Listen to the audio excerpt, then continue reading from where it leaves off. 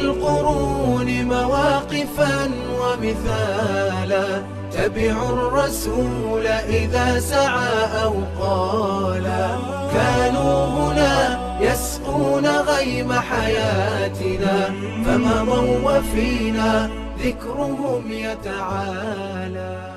bishii ramadaan sagaalkeedii sanadkii 414 ee hijriyada ayay soo gabagabowday macrakadii caanka ahayd ee balaadu shuhadaa taasoo ka dhacday gudaha wadanka Faransa gaar ahaan magaalooyinka Toro iyo Poitiers oo ku yaala galbeedka Faransa kadib dagaal socday 10 maalmood oo xiriir ah. dagaalkaas oo u dhaxeeyay mujaahidiintii uu hogaaminayay Cabdiraxmaan al-Ghafiqi iyo ciidamadii Faransiiska iyo Jarmaniyiinta ee uu hogaaminayay Charles Martel. ciidamadii muslimiinta ayaa dib uga gurtay goobtii dagaalka ayagoo aan xaqiijin guushii ay ku taamayeen kadib markii uu ku shahiiday dagaalka hogaamiyahoodii ahna waaligii Andalus Cabdiraxmaan al-Ghafiqi iyo tiro kale oo ka mid ah ciidamadiisii. mujaahidiintu waxay u insixaabeen arrimo taatika dagaal ah mana ahan sida ay noo soo guurinayaan taariikhyahanada reer galbeedka maxaa yeelay mujaahidiinta waxay ka baxeen goobtii ama saaxadii loo yaqaanay balaadu shuhadaa goor habeen ah. markii la waabariistay ciidamadii Faranjigu waxay ku waabariisteen goobtii oo maran mana awoodin inay dabagalaan xoogaga mujaahidiinta oo waxay ka baqeen inuu noqdo insixaab ayaga lagu dhagrayo. sida ay reer galbeedku sheegayaan hadday arintu ahaan lahaydna mujaahidiintu waxay goobta dagaalka faarujin lahaayeen dharaar cad oo loo wada jeedo ilaan sababtoo ah nin jabay dib iskuma dhigeene marka ugu horeysa oo uu jabuu cararaa.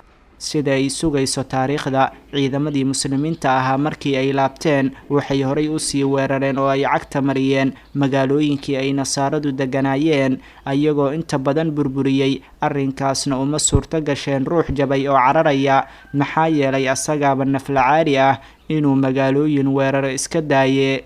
laakiin arinta ku saabsan istishaadka hogaamiyihii Cabdiraxmaan al-Ghafiqi ahaa iyo in fara badan oo ka mid ah ciidamadiisii arrinkaas kuma tusaya jab maxaa yeelay waxaa horay sidaan oo kale u shahiiday hogaamiyayaal waaweyn oo muslimiinta ka mid ah mana joogsaneen futuuxaadkii ay muslimiintu wadeen kuna jahaysnaa qaaradda Yurub. waxaa horay u shahiiday sida Safxi ibn Malik al-Khawlani kaasoo shahiiday bishii Ramadaan sanadkii 102 ee hijriyada. sidoo kale waxaa ku shahaado qaatay Cambasa ibn Saaxim al-Kalbi bishii Shacbaan ee sanadkii 107 ee hijriyada. marka la eego qorayaasha reer galbeedka waxay wax badan ka qoreen macrakadaas ayagoo waxaan jirin buunbuuninaya maxaa yeelay waa markii ugu horeysay ee ay ishor istaagaan geesiyaashii muslimiinta ee futuuxaadka ka waday qaaradda Yurub laga soo bilaabo 92 hijriyada oo ku asteysneed waqtigii ay muslimiintu furteen dhulka loo yaqaan Andalus. dowladihii reer Yurub ee waqtiga waxay ahaayeen kuwa ka gilgisha ciidamadii ku soo gurguuranayay ubucda Yurub iyo dhammaan meelaha ay maamulayeen. sidaa darteed waxay u arkayeen in ciidankii muslimiinta ee soo weeraray Yurub ay ka insixaabaan Yurub guul weyn oo wax ku ool ah oo mudan in la diiwaan geliyo loona qoro hab ka fog xaqiiqada iyo sida dhabta ah ay wax u dhaceen si ay macnawiyaadkooda u sara qaadaan maadaama ay ciidamadoodii in muddo ah ahaayeen kuwa jabka uu la darsay.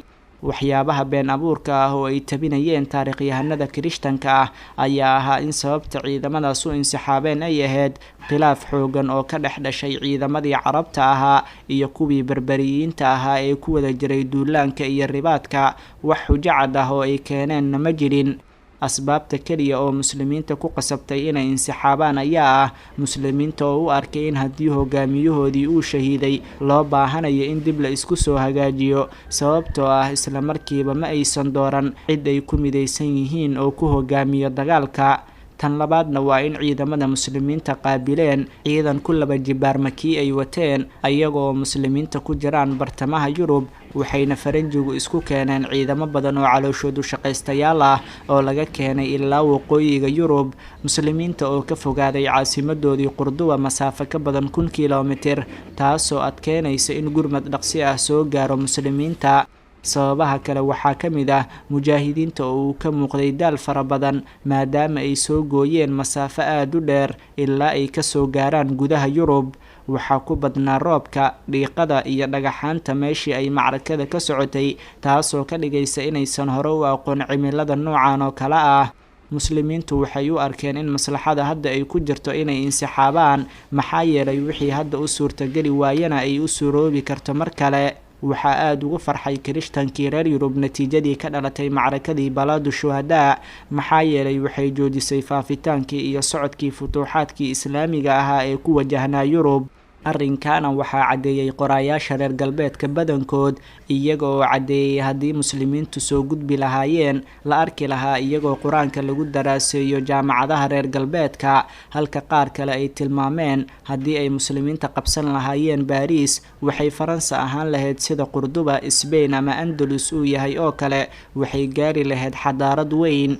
waxaa xusid mudan in qof kasta oo ka mid a dadka ku nool qurduba uu ahaa mid wax aqriya waxna qora, halka hogaamiyeyaasha reer galbeedka yurub ay ahaayeen kuwo aan wax qorin waxna aqrin. sidaana waxaa kitaabkiisa xadaaratul carab ku caddeeyey qoraaga Gustave Le Bon.